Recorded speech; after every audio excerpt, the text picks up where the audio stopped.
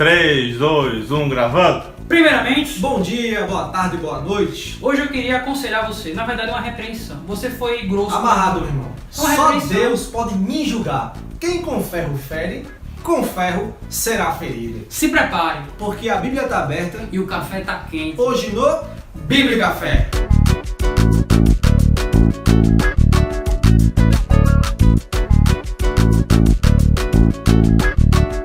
Ei, antes de você começar a assistir o vídeo aí, Eu vou esperar você aí de se inscrever no canal, ativar o sininho e dar o like. Pronto, vamos começar. quando o assunto é julgamento, todo mundo já fica se tremendo, procurando aquele texto na Bíblia que diz: não julgueis para que não sejais julgados. É a carta na manga, é o exódia, é o mantra evangélico para falar aquilo que diz assim: ninguém pode me julgar, só Deus. Mas será que, biblicamente falando, podemos de fato dizer isso?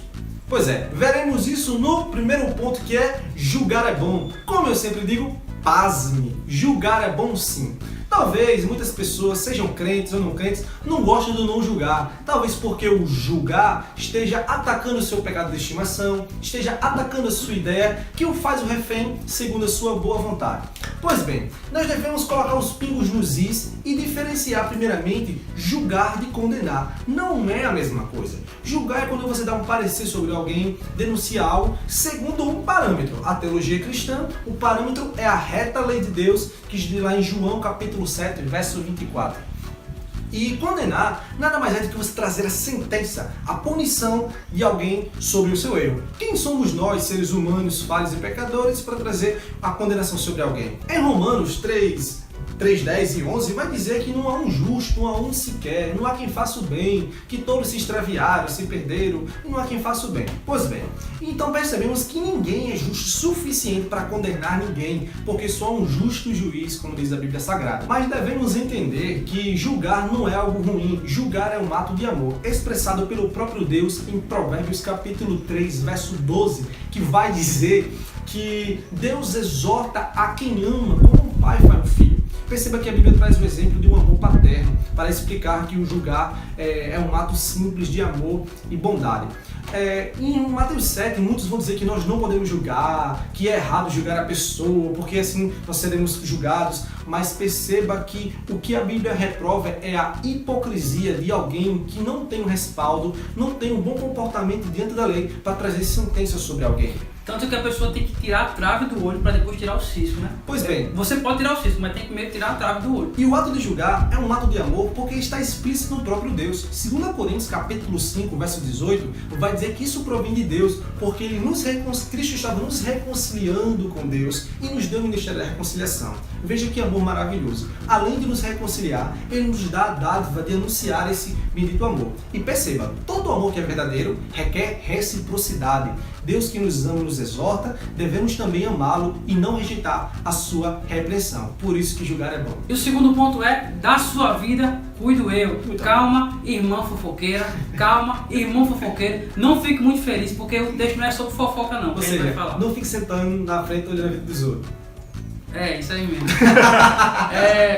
No cristianismo, quando nós passamos a congregar, nós abrimos a nossa vida para que as pessoas, os nossos irmãos, participem dela. E nós começamos a participar da vida dos irmãos. É uma vida onde você tem um relacionamento aberto com os irmãos. Eles passam a examinar a sua vida e você passa a examinar a vida dos irmãos. Não com o intuito de fofocar ou de falar o que ele está fazendo de errado. O intuito disso é de você poder exortar o seu irmão. No texto de Mateus, capítulo 18, verso 15, Jesus vai dizer o seguinte: se teu irmão pecar contra ti, vai a sós com ele, repreende-o, se te ouvir, ganhaste teu irmão. A ideia é de que o princípio de você se preocupar e cuidar do seu irmão. Só que, para você saber que o seu irmão pecou contra você, você tem que ter um julgamento e saber o que é errado e o que ele cometeu de errado, para que você chegue e o repreenda. Resumindo, tem uma lei, tem um padrão, tem um princípio, né? Tem uma ordem. Um padrão pelo qual você rege e julga o seu irmão. Na Reforma Protestante, um dos assuntos que mais é falado, principalmente por Martinho Lutero, idealizado por ele, é o sacerdócio de todos os crentes. Nessa perspectiva teológica, todo cristão ele é um sacerdote, no sentido de que ele cuida da vida do outro, ele vela pelo outro irmão. O cristão agora, ele intercede, ele se preocupa e ele participa da vida com o irmão. Lá em 1 Tessalonicenses, capítulo 5, verso 14, o apóstolo Paulo diz o seguinte: irmãos, nós também vos exortamos a aconselhar os indisciplinados, consolar os desanimados, amparar os fracos e ter paciência para com todos. Olha, para eu aconselhar um disciplinado, eu preciso julgar e saber o que é disciplina. E vale salientar aqui que a disciplina cristã é baseada no amor, ela visa a correção do irmão. E se você não julga o seu irmão a ponto de discipliná-lo e corrigi-lo, você está pecando contra o seu irmão. Porque isso é amar o próximo como a si mesmo. Muito bom. Dentro da perspectiva do primeiro ponto, que julgar é bom, e o segundo ponto, da sua vida eu cuido eu, vamos tratar agora o você deve julgar. Devemos saber as nossas responsabilidades. Porque muitas pessoas não tomam esse tema a sério ou não abraçam esse tema por não saber a utilidade e a importância do julgar na vida da igreja, como o Thierson falou, cuidar dos irmãos. Você sabia que no Código Penal brasileiro, no artigo 301, qualquer cidadão brasileiro pode dar voz de prisão a alguém que for pego em flagrante em um crime? O nome disso é poder de polícia. Pois é, muitas pessoas não sabem, não têm a noção da responsabilidade e do dever de cidadania. Do mesmo jeito, é a pessoa que é cristã e que tem a lei de Deus. Muitas das vezes ela não tem nem consciência da responsabilidade que tem em suas mãos. Em 2 Coríntios, capítulo 5, verso 20 agora, vai dizer que nós somos embaixadores de Cristo. Pois é, você sabe o que é um embaixador? Embaixador é uma hierarquia altíssima. Não é quem bate embaixadinha. Pois é, como diz a piada do nosso diretor John, não é quem bate embaixadinha. Embaixador é uma alta hierarquia diplomática que representa a nação. Deus vai dizer em sua palavra, em 2 Coríntios 5, 20, que nós somos embaixadores de Cristo, que Deus exorta ao mundo por nosso intermédio e Cristo pede que os homens se reconciliem através da nossa vida. Isso é uma responsabilidade muito grande. Do mesmo modo, o apóstolo Paulo, em Gálatas capítulo 3, verso 24, vai dizer que a lei foi um guia. E Hebreus capítulo 1, do verso 1 e 2, vai dizer que Deus falou por intermédio da lei dos profetas. E muito mais agora por intermédio do Filho que criou todas as coisas. E é interessante, nós sabemos que Cristo ele ascendeu aos céus, ou seja, ele foi para a glória. E como diz o teólogo Gary Collins em seu livro Aconselhamento Cristão, ele vai dizer que Jesus Cristo preparou um pequeno grupo de discípulos para continuar a missão que ele deixou após ascender os céus. E nós também somos discípulos de Cristo.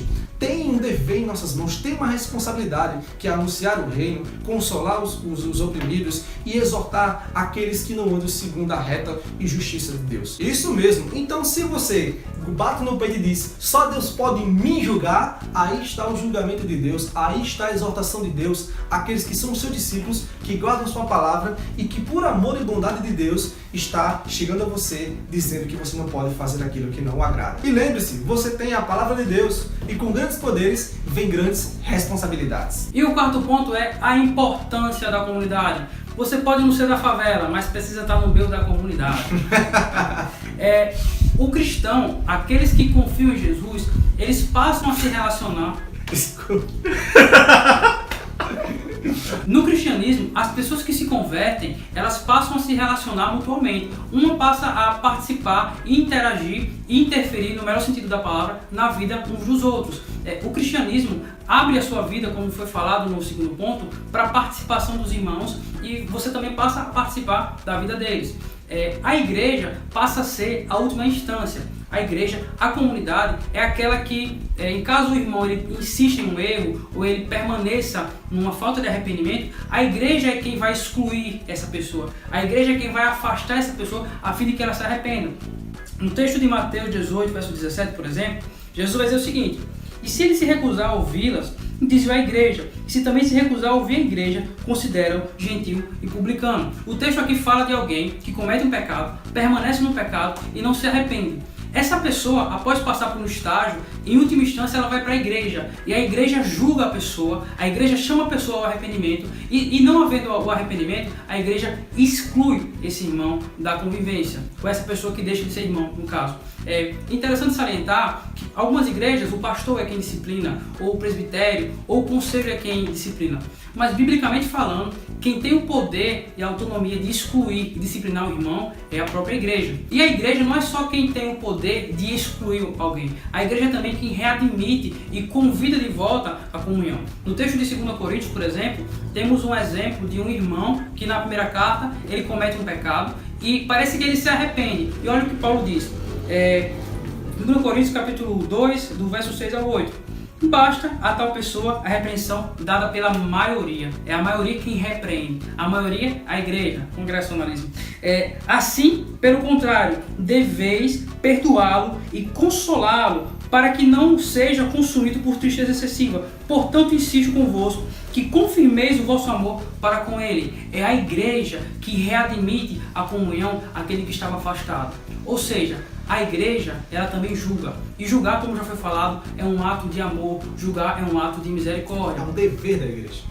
E se você participa de uma comunidade, agradeça a Deus porque você tem irmãos que te amam e que estão preocupados com a sua vida. E ainda acrescento, se você faz parte de uma igreja e você pode julgar alguém, isso é graça, porque isso provém de Deus, que você recebeu esse ministério da reconciliação. E lembre-se, se você participa de uma comunidade que julga você, que exorta você e que convida ao arrependimento visando a sua restauração, essa é uma comunidade que representa e demonstra o amor que Deus tem por você. Muito bem, concluímos que julgar é bom porque é um ato de amor, isso provém de Deus e isso nos dá de graça e misericórdia. E também no segundo ponto entendemos que da sua vida cuido eu, porque uma vida de participação é uma vida de amizade, de amor e isso agrada a Deus. Terceiro ponto, você deve julgar porque isso é sua responsabilidade e você não deve fugir dela. Assim Deus fez você entender que você é o embaixador do reino. E o quarto e último ponto nos mostrou a importância de uma comunidade. Não tem como trilhar os passos do evangelho sozinho, porque nós precisamos sempre de um amigo, de alguém que nos ajude, porque é Deus nos ajudando. E se você gostou desse vídeo, Se inscreva no nosso canal, ative o sininho, deixa aquele like compartilhe com seus amigos. e nos siga nas redes sociais. E aquele aviso muito importante, comente algum tema que você gostaria que fosse abordado aqui no Bíblia Café. E seja bem-vindo, você crente ou não. E como os crentes dizem, A paz do Senhor.